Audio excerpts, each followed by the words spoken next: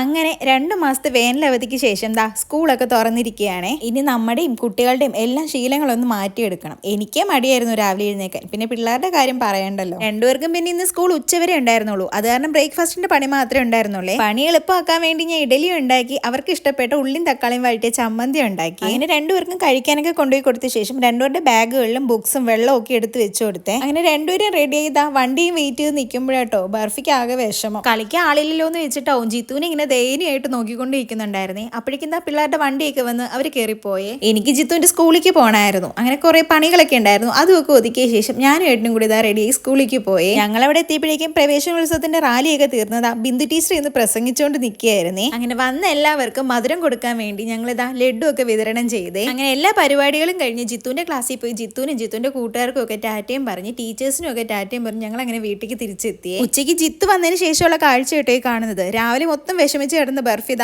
അവനുമായിട്ട് ഭയങ്കര കളി തന്നെയായിരുന്നേ. അപ്പൊ ഇന്ന് അത്രയുള്ള ടാറ്റ ബൈ ബൈ.